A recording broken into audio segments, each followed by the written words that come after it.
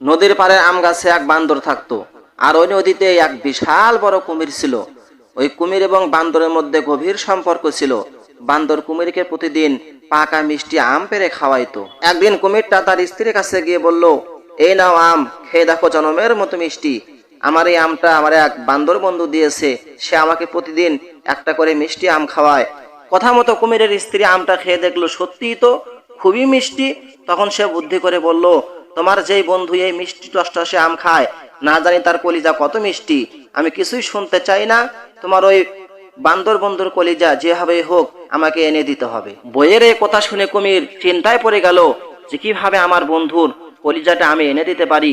পরের দিন কুমিরটা বান্দরের কাছে গিয়ে বলল, বান্দর বন্ধু, তোমার আর আমার বন্ধুত্বের গল্প শুনে তোমার ভাবি তোমাকে আমার বাড়িতে দাওয়াত দিয়েছে, তোমাকে আমার বাড়িতে এখনই যেতে হবে, চলো। তোমার ভাবি সমস্ত রান্না বান্নার কাজ শেষ করে ফেলেছে।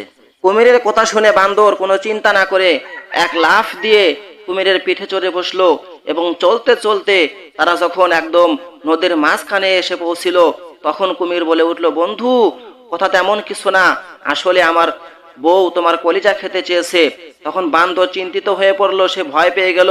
সে বুদ্ধি খাটিয়ে বলল, বন্ধু, এই কথা আমার কলিজা খাবে আগে বলবে না? আমার কলিজা তো আমি ওই আম গাছের ডালে বেঁধে রেখে এসেছি, তাড়াতাড়ি চলো, সেখানে গিয়ে আমার কলিজা নিয়ে আসতে হবে। এই কথা শুনে কুমির ঘুরে দাঁড়ালো এবং আম গাছের গোড়ায় চলে আসলো।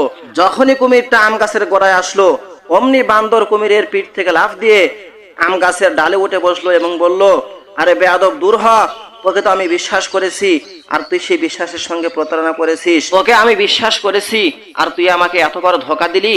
বন্ধুগণ, আজকাল পরতে পরতে এরকম ধোঁকাবাজ বন্ধু লুকিয়ে আছে। যখন আপনি কার উপর বিশ্বাস করবেন, সে তখন আপনাকে ধোঁকা দেওয়ার জন্য চেষ্টা করতে থাকবে।